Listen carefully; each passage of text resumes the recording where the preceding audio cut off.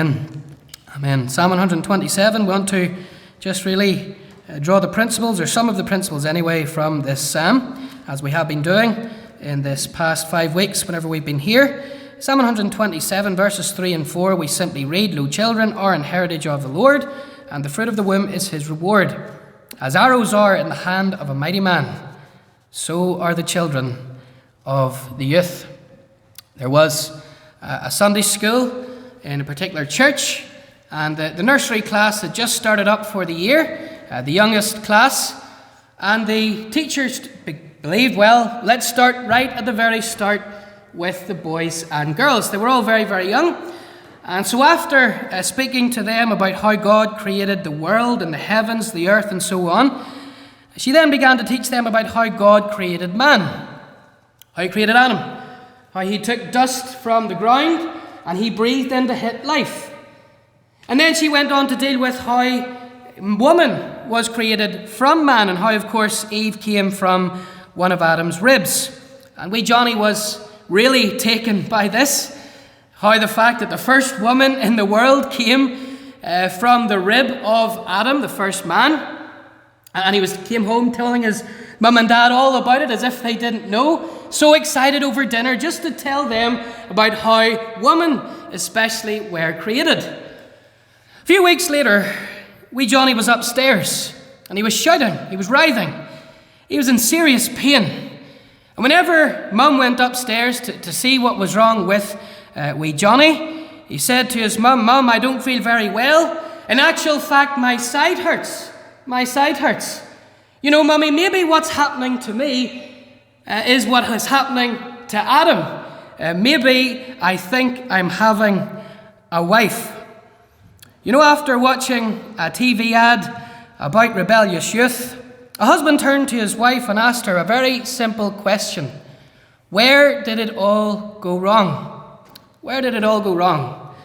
And the wife responded, "Dear, we had children. We had children." I think if we're all honest here today, those of you perhaps who have been given children by the Lord, or of course you know of children in the family, I think if we're all here today, we can all sympathize. Society is asking the same question. It's asking the same question. Where did it all go wrong?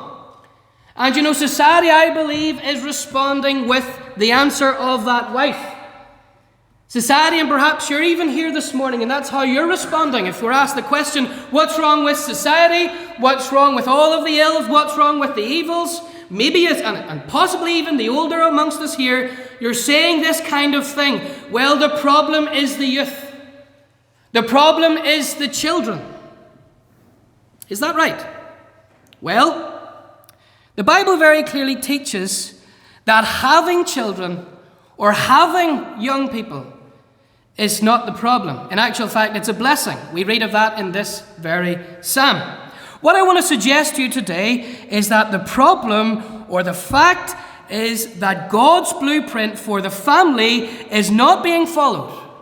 Because if God's blueprint for the family was being followed, then God-glorifying, God-satisfying, God-honoring homes would then follow. You know, when you read through the Bible, it's full of families, full of the teaching on the family. For example, you think of Genesis chapter 5. After Adam and Eve, what do you read of? You read of their family, and their family, and their family, and so on. And you read of all of the problems, all of the difficulties that ensued from those families.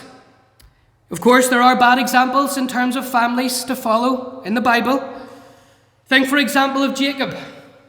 Jacob was a converted man, but he certainly wasn't a perfect father or a perfect husband. Remember how he tricked and how he beguiled his wives and the handmaids and the many children that ensued from that. It doesn't make for very pleasant reading. But whilst there are bad families to follow and bad examples to follow, there are also very good examples to follow. Take, for example, Isaac and Rebekah. My, what a love story, as it were, they conjure up. It would really not be out of place in a novel today. Think again in the New Testament of some of the most blessed, most glorious families, Adam's, or rather Joseph and Mary. Joseph and Mary. What a couple they are.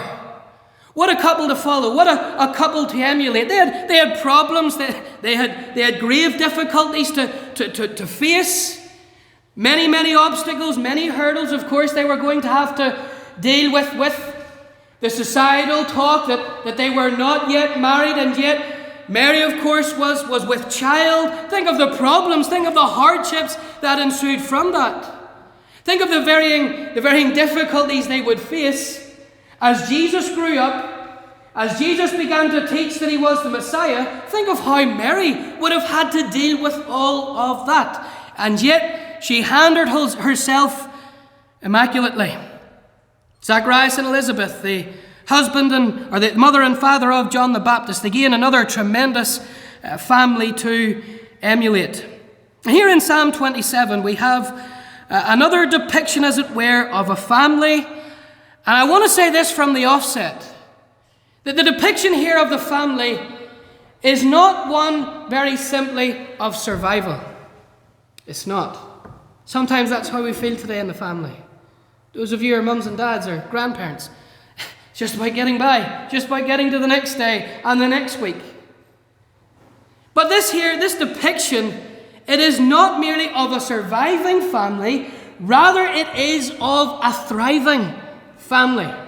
It is of God bringing two individuals together to be husband and wife, and as they walk with God, as they put the Lord in the center of everything, then God blessing them with children and even with grandchildren and so on. As they then have the arrows, as it were, in the quiver.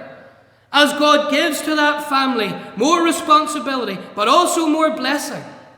The depiction here is not merely of a family that's just getting by and trying, as it were, to do what they can. Here is a family with Christ in the very center of everything that they do. Because it is the Lord that builds up the house. And they that labor without the Lord, they labor but in vain.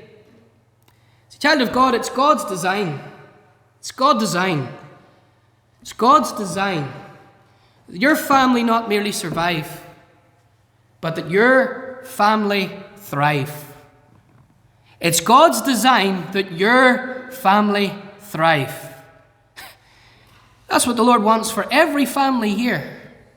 Yes, in spite of its challenges, and as I've said, families have always had challenges. They have had them from Adam and Eve, from the very first family, from they fell into sin, from their children and so on. Families always have and always will have its ups and downs and its challenges. But the challenge to those within the family, whether you're a child in the family or whether you're a parent in the family or even a grandparent, the challenge today is this, is are you following the principles that God has laid down? Because if you do that, yes, you will have problems and trials. But the depiction here, as I've said, is of a thriving family. A thriving family. Not merely one that survives, not merely the one that gets by, but one that thrives. Oh, beloved, your family can thrive today. If you take nothing else from this, the family that you're a part of, with all of its difficulties, with all of its challenges, even with all of the mess that at times can happen in families, your family can thrive when the Lord is put in the midst, when the Lord is put in the center. So I want to think today about this psalm, a family psalm, a psalm for the family. And let's just learn some very basic principles on the family, specifically from this psalm. First principle I believe we see in verses 1 and 2 is that there is a prerequisite or a requirement, a prerequisite for the family. Verses 1 and 2, except the Lord build the house, they labour in vain that build it, except the Lord keep the city, the watchman waketh but in vain. It is vain for you to rise up early, sit up late, to eat the bread of sorrows, for so he giveth his beloved sleep. Before kind of narrowing it down that this indeed is the family that the writer here is speaking of, verses 1 and 2 speaks about life more in general.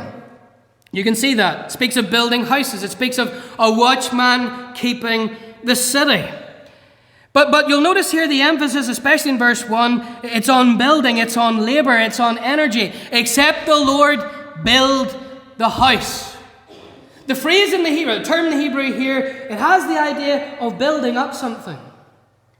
You could say this, building it up from scratch. What happens with a building?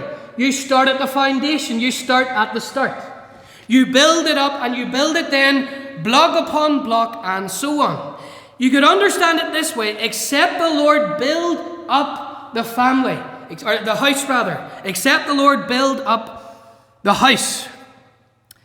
And there's the need here, the emphasis really, it's on the Lord doing, isn't it? It's on the Lord. The Lord build the house. Verse 1, the Lord keep the city. Verse 2, we're then told it is vain for us to do certain things. Why? Because of verse 1, it is the Lord building up. So we can see here that there's a thought of the individuals employed. They're doing everything that they can. They're building. Building requires effort. It requires labor. If you've ever built a house before, then you'll know that. If you've ever been involved in any form of building, you'll know that. It requires hard work, effort, labor. Again, the watchman, he's keeping the city. That requires diligence. That requires labor. That requires effort on his part. So what the prerequisite or what the need is here, very simply is this, is that yes, we can do our best. Yes, these individuals, as they're doing their best and building and laboring and so on. Remember, this is Solomon here that it's directed at. He built the temple. He built his own house from scratch. He knows that there's going to be labor. It took years for the temple to be constructed. Think of the effort, for example, of the temple. Think of those great cedars in Lebanon as they were hewn down, as they were then chopped and so on, as they were transported back to the location of the temple. The hewers of the stone and so on. There was so much effort and labor and energy poured into the building of these things. And that's really the thought here. Yes, we can try, we can pour our hearts and our minds and our souls into these things, but except the Lord. Except the Lord. Except the Lord build the house. Except Christ is in the midst of that endeavor, except the Lord is in the midst of that endeavor, it's all in vain. It's all empty. 3 times you read in verses 1 and 2, vain. Verse 1, except the Lord build the house, they labor in vain that build it. Waketh but in vain. Verse 2, it is vain for you to rise up early, to sit up late, and so on. So what the need very simply is this. It is to recognize that you need to do your best. You need to labor. Just as those individuals, as they labored with their hands, their time to build the temple. You can do your very best and you can pour your heart and soul into whatever it is. But except the Lord is in the midst, it is but in vain. The key, therefore, to building up the family, as it were, is this. It is the blessing of heaven. The blessing of heaven. The blessing of heaven coming down and blessing that family. Now, I've said that this is about the family. Well, that term house there in verse 1, it could also be understood as family. So what I want you to see here is this. There's a gradual picture here being painted. Except the Lord build up the family, they labor in vain. They build it. And so, child of God, you can do all that you want, and you can pour your heart, and you can try, and you can pour your efforts and your energies and so on. I trust that you do.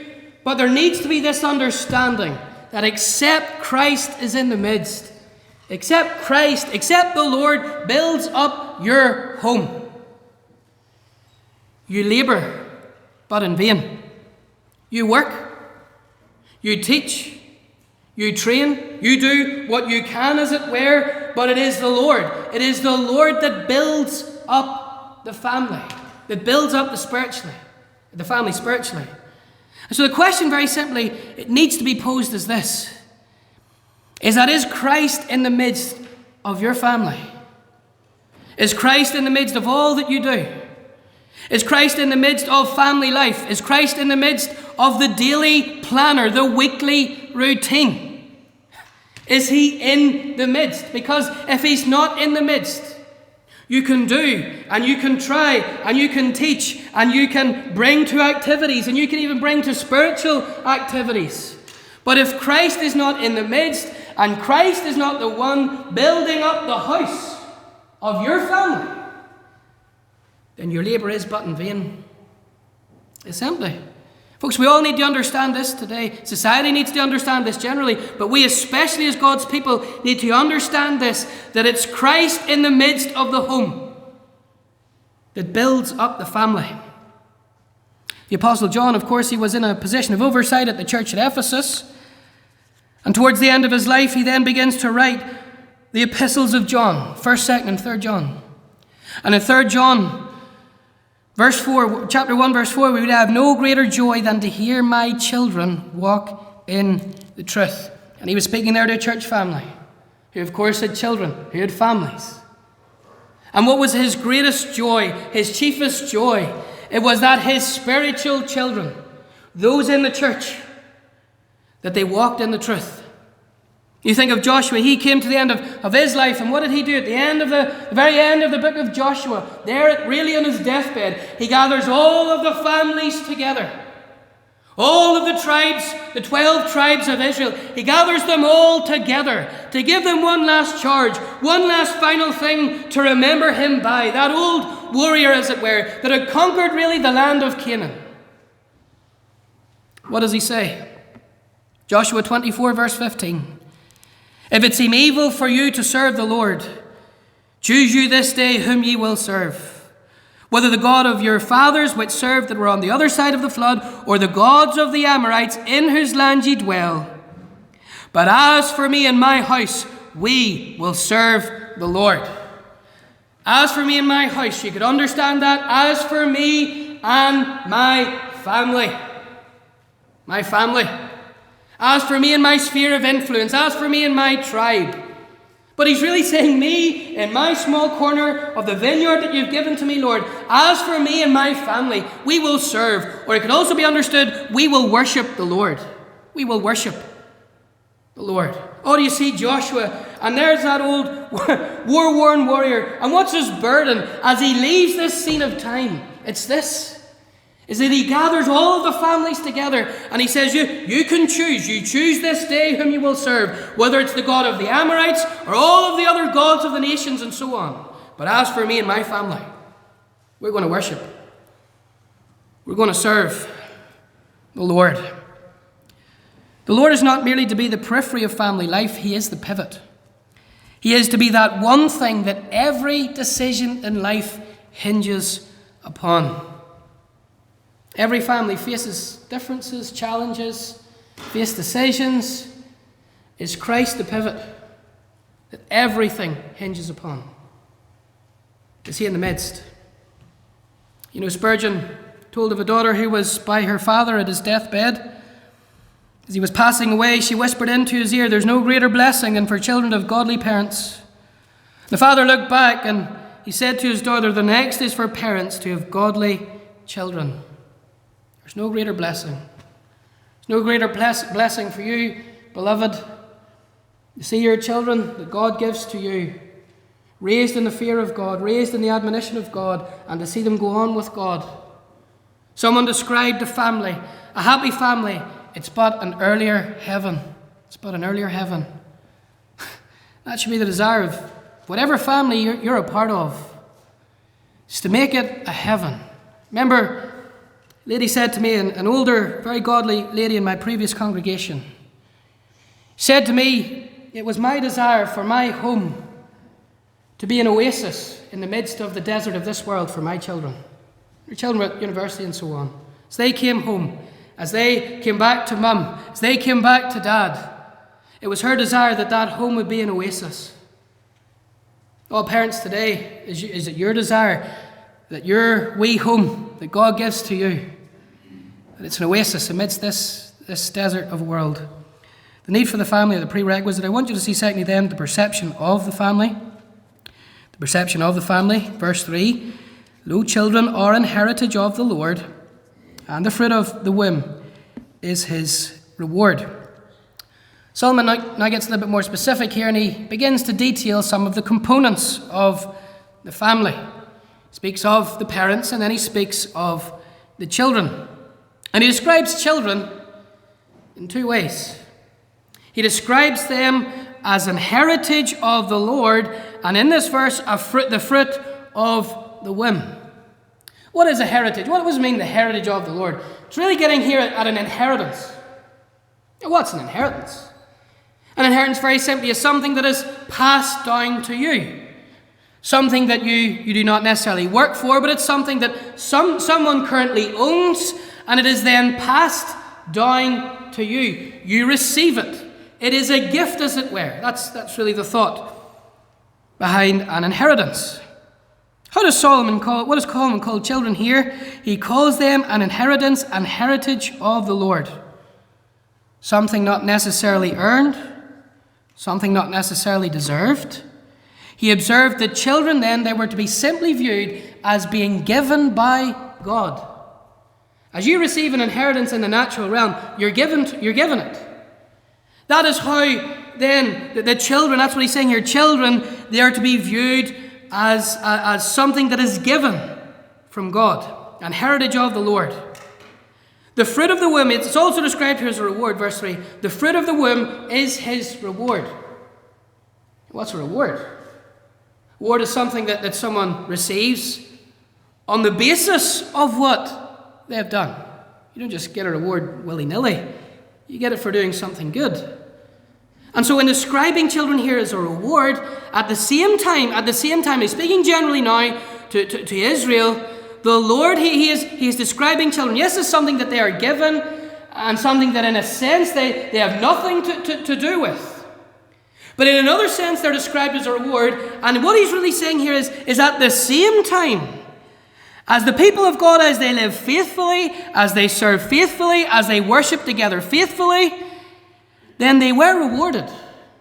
They were rewarded with godly families. They were rewarded with godly homes, with godly children, with godly grandchildren, and so on. It wasn't just given. Godly children weren't just, as it were, handed out. No, it was their duty at the same time to worship, to serve, to walk with the Lord. They had a responsibility to treasure what God had given them, and in turn then they were rewarded. Verse 5 sums up this blessing in a wonderful way. Happy is that man that hath his quiver full of them. Quiver really is just something that you carry arrows in. And as the pictures of a man, and he has his quiver beside him, maybe he sees the enemy coming, maybe there's the enemy encroaching, but he has his quiver. He feels secure. He feels stable. He feels as though all is well. He feels content. And so here, when you put all of this together, there's a wonderful picture here of an individual who is blessed, who has served the Lord, who has worshipped the Lord, who has honored the Lord, who has put the Lord first. And in turn then, God has blessed him with godly children, and he feels stable, he feels safe, he feels secure. See, children are not merely to be viewed as barriers, but blessings. They are to be understood as a blessing, as a reward, as an heritage from the Lord. How do you view children? How do you view grandchildren today if the Lord has given them to you? Their inheritance. Their inheritance. What do you do with an inheritance? You look after it. You treasure it. You love it. You esteem it. You respect it. Beloved, children, they're an heritage. They are given. They are a gift given by God. Verse I will always read with families whenever they are given children and children come along is James 1, where you read there of every good and every perfect gift. It comes from the Father of lights, with whom there is no variableness, neither shadow of turning. I always read that verse, and I always remind that couple, whether it's number 1, 2, or whatever, that God has given you this gift. You then need to look after the gift that God has given to you. They are not merely a given in marriage. they are given to a marriage. Sometimes couples, they feel that we just get married and 3, 4, 5 years down the line, they're just a given. That's not necessarily the case. It's not necessarily the case. They are given to a home as an heritage, as a reward. And we are then to treasure them. We're to view them as such. We are in general as a congregation. In general, we're to treasure the children that God gives to us. The Sunday school children, the children in a few weeks' time that are hopefully here and being evangelized. We treasure them as a given to this congregation. Given by God. Thank God that whether it's 2 children, 20 children, or 200 children, they're given by God to a congregation because they're given to the families within that congregation. So we need to love them, need to treasure them. Someone has described children as in this way. We are to treasure them as a precious gift from a wealthy friend because that's what they are. How wealthy is the Lord? He owns the cattle on the 1,000 hills and so on. He owns the children. And yet he gives them to you, your family, to your congregation. We're to treasure them. You remember that wonderful reunion in the Bible? There's Jacob. He'd been on the run for some 15 years from his brother. Stole the blessing, stole the birthright, but of course things had changed in Jacob's family since then. He ran from the family home, but God had given him many children since then. And there he is with the 12 sons around him, and maybe wee Dinah as well, the daughter. And Jacob hasn't met Esau in 15, possibly even 20 years. And he's afraid. But of course there's that wonderful reunion and all is well between them. What does Jacob say to Esau? As Esau sees all of these children that Jacob now has, what does Jacob say? Genesis 33 verse 5. He lifted up his eyes and saw the women children and said, "Whose are those with thee?" This is Jacob's response. He said, "The children which God hath graciously given thy servant." Think of what Jacob was the last time Esau met him. He was a taker. He was a stealer. He took the birthright. He took the blessing. Oh, what a change has been wrought in the life of Jacob now. He's now saved. And how does he describe his children? The children which God hath graciously given to thy servant. Jacob realizes all these children, even in spite of the mess that they were conceived in and so on, these children are graciously given to me by God. We do not get children. We are graciously given children. And as such, then, we are to treasure them when the Lord gives them to us. David Livingstone, of course, was a missionary to Africa, a very busy individual. And he wrote this to a friend from Africa, a friend who was engaged in Christian service. I want you to listen to this. "I hope you're playing with your children. In looking back, I have one regret, and that is that I did not feel my duty to play with my children as much as to teach the natives. I worked very hard at that. I was tired out at night. Now I have no one to play with. So, my good friend, play while you may." Play while you may. What was David Livingstone's one great regret in his life? Oh, he had blazed a trail for Jesus Christ. He had served the Lord with all of his heart. What was his greatest regret? He didn't play with his children more. That's a very spiritual man indeed. It's a very spiritual man indeed. Looks back at his life and says, "I wish I'd played with my children more." Beloved, whilst there's still time, play with your children. Spend time with them. Instruct them in the fear and admonition of God. Because when they come to a certain age, you don't have that same influence over them. Take time with them. Teach them the scriptures. Treasure them as an heritage, as something given to you. Lastly and quickly, I want to see then the progression within the family. The progression within the family. Verses 4 and 5. "As arrows are in the hand of a mighty man, so are the children of the youth. Happy is that man that hath his quiver full of them. They shall not be ashamed, but they shall speak with the enemies in the gate." There's a progression here. Verses 1 and 2, there's the building. We thought of that. Verse 3, it mentions children. Verses 4 and 5 now, the children, they are described as something. They're described as arrows. Arrows. They're described here as arrows in a quiver. As arrows in the hand of a mighty man. Why does God call them arrows? Children.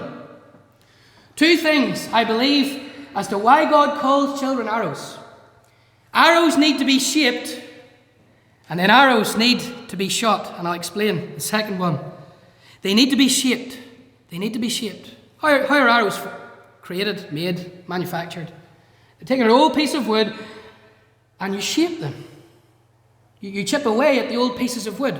They are shaped. They don't just become an arrow automatically. No, a piece of wood is cut and then time is taken. They are shaped. It is the same with children. What is your desire? What should be your desire for your children?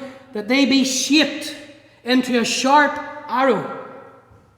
How does that happen? Does it happen automatically? No. As the man takes time, as he takes time to labour, to work away and create the arrow and form it, so you need to take time. Parents, grandparents, you need to take time to shape the arrow.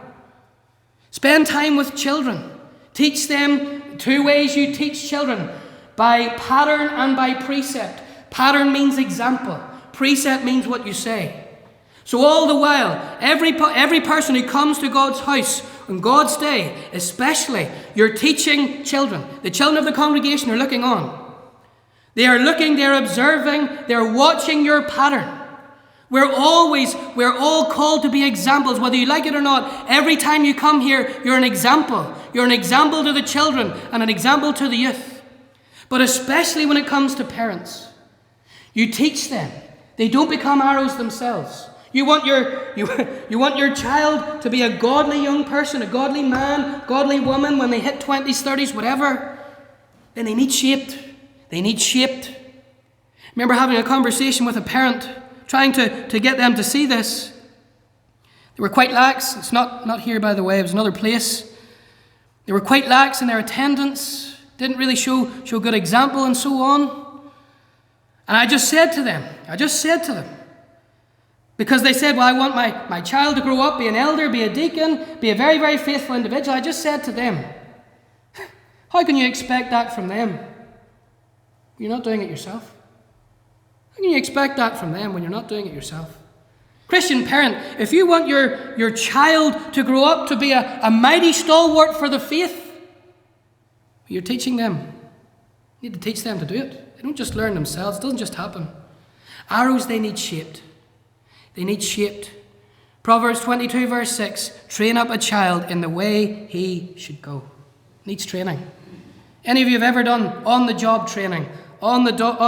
Accountants, teachers, lawyers operating machines, you need to be trained. It doesn't just happen.